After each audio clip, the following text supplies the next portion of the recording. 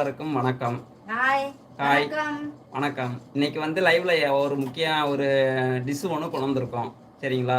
அந்த டிஷ் என்ன எதுக்காக சூஸ் பண்ணோன்றதுக்கு ஒரு குட்டி கதை இருக்கு. அந்த கதைய சொல்லிட்டு, அடுத்து என்ன டிஷ் பண்ண போறோம்ன்றத உங்களுக்கு எக்ஸ்பிளைன் பண்றோம். சரிங்களா? அந்த குட்டி கதை வந்து நேத்து சந்தைக்கு போயிருந்தோம் மார்க்கெட்டுக்கு. அங்க பார்த்தீங்கன்னா, எப்பயும் நாங்க வார வாரம் காலிஃப்ளவர் கேட்கும்போது பிரைஸ் கூட இருக்கும். சரிங்களா?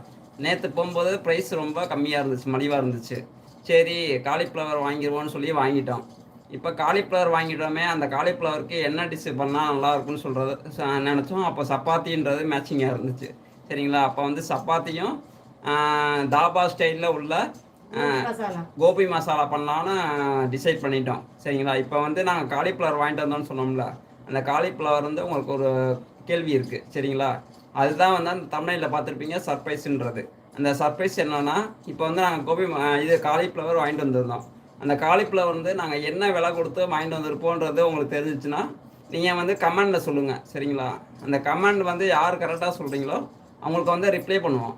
ரிப்ளை பண்ணும்போது, அந்த ரிப்ளை பண்ணவங்க அந்த அவங்களோட டீட்டெயில்ஸ் அட்ரஸ் எங்களுக்கு சென்ட் பண்ணீங்கன்னா, உங்களுக்கு ஒரு சின்ன கிஃப்ட் நாங்க சென்ட் பண்ணுவோம். சரிங்களா? இதுதான் சர்ப்ரைஸ். ஓகேங்களா? இப்போ இப்போ பஞ்சாபி ஸ்டைல்ல கோபி மசாலா எப்படி பண்றன்றத நம்ம பார்ப்போம். சரிங்களா? அது செஃப் ரெடியா இருக்காங்க.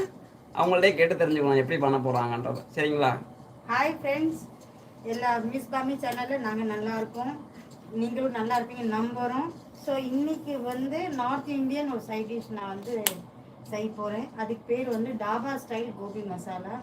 நீங்கள் பஞ்சாபி ரெஸ்டாரண்ட்லேயோ இல்லை வேறு ஏதாவது ரெஸ்டாரண்ட்டில் நீங்கள் நானோட சேர்த்து இந்த டிஷ் நீங்கள் சாப்பிட்ருப்பீங்க. அந்த ஒரு ஆத்தென்டிக் நார்த் இந்தியன் டிஷ் நான் இன்னைக்கு செய்ய போகிறேன். இது ரொம்பவும் ரிச்சானது ஒரு சைட் டிஷ். நீங்கள் ஹோட்டல்ஸ்லாம் நீங்கள் அவ்வளோ விலை கொடுத்து நீங்கள் சைட் டிஷ்ஷாக தொட்டுன்னு சாப்பிட்ற